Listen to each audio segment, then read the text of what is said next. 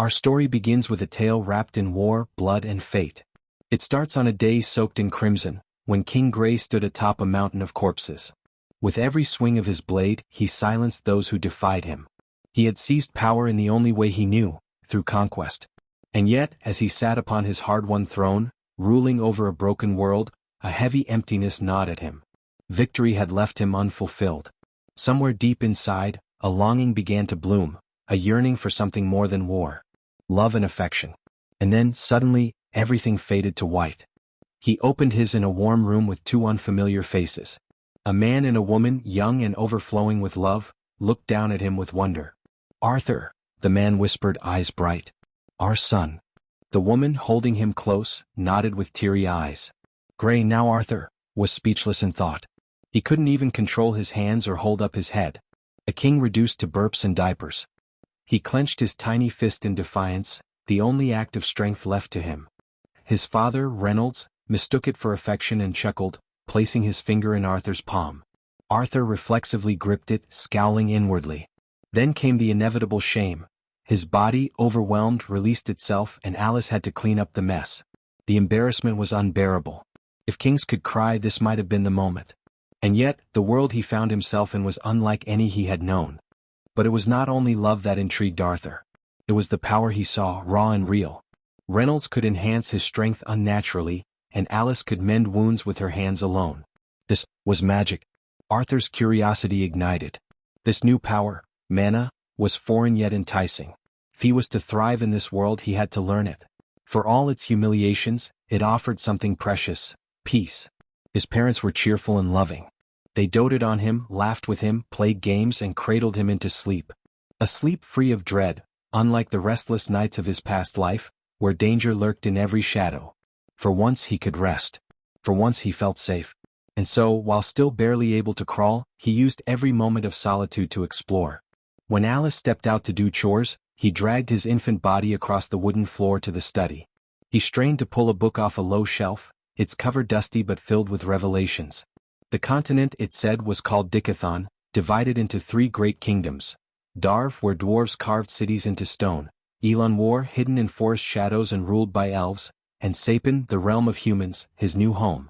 Unlike his previous world, where power was taken by force, here the throne was passed down through bloodlines. Monarchs were born, not made. Arthur pondered the consequences. Was this world truly more peaceful, or merely better disguised? Beyond politics, it was magic that fascinated him most. Only 1 in 100 could wield it. 2 types existed: augmenters like his father who channeled mana to enhance their bodies, and conjurers like his mother who shaped mana into spells. These abilities came alive in adolescence, when one formed a mana core, the foundation of all magical growth. To Arthur, this echoed the energy disciplines of his old life, the cultivation of internal force, or Kai. It was a familiar concept, reborn in new language. Still, he had much to learn. Magic was not merely a tool, it was culture, law, identity. It ran in families, shaped destinies, and built nations. It could heal or destroy. He realized now, knowledge would be his weapon long before his strength returned. And so, day after day in the quiet spaces between naps and lullabies, Arthur studied. One quiet afternoon he tried channeling mana to form his core. Just as he neared a breakthrough, the process was interrupted. Alice barged in, lifting him with a familiar warmth. For a moment, Arthur panicked, wondering if she had discovered his secret training. But her smile faded into a scrunched-up expression. The reason wasn't mana, it was the smell. Alice sighed and gently carried him off to change his diaper. Meanwhile, Arthur stared at the ceiling in frustration. Later that evening, Alice sat by the window writing Arthur's daily progress. Despite how much he had developed physically and mentally, one thing continued to worry her. He hadn't smiled. Not once. Outside, Reynolds was already trying to introduce Arthur to swordsmanship, holding his tiny hands around a stick like it was a blade. Alice was less than thrilled. She stormed outside and scolded her husband for pushing such a young child into dangerous training. Arthur, observing quietly, realizing that in this world, perhaps mothers ruled more than kings did. The next day, Alice took Arthur to the market. The colors, smells, and chatter of the bustling street enchanted him. Here he could learn about the people, the tools, and even observe magic firsthand. Mana stones glowed in merchant stalls, and as he quietly soaked it all in, sleep gently claimed him, safe and comforted by the knowledge that someone now watched over him. Back home, Alice spoke to him softly while tucking him into bed. She remarked on how curious he was, how he always tried to escape his crib to grab books or stare at magical items in the market. She saw so much of Reynold in him, and deep down she feared he would one day run off on his own to chase adventure. Still, she hoped for a peaceful life for her son, something Arthur had never known in his previous world. That evening he watched Reynold demonstrate his abilities, lifting stones with focused strength. Arthur, at first unimpressed, soon gasped as Reynolds's power surged. Alice, standing nearby, smiled gently and told Arthur, "He's just getting started." Encouraged, Arthur felt a spark ignite inside him. He wanted to try again, to awaken something of his own. When bedtime came, he didn't go quietly. His eyes locked onto a book on the shelf and he pointed insistently. Alice tried to resist the cute face he made but eventually caved.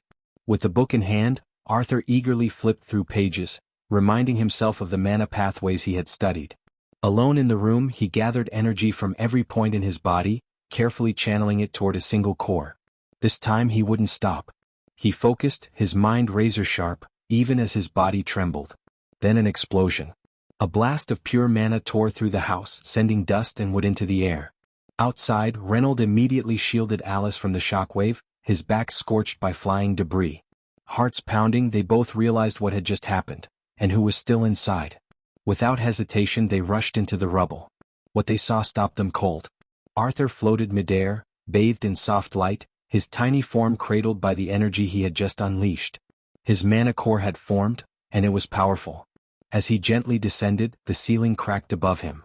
His parents didn't think twice. Both Ray and Alice threw themselves forward, shielding Arthur from the deadly collapse. The chaos faded. Silence returned. And then, tears. Alice cried first, clutching her son tightly, her voice shaking with relief.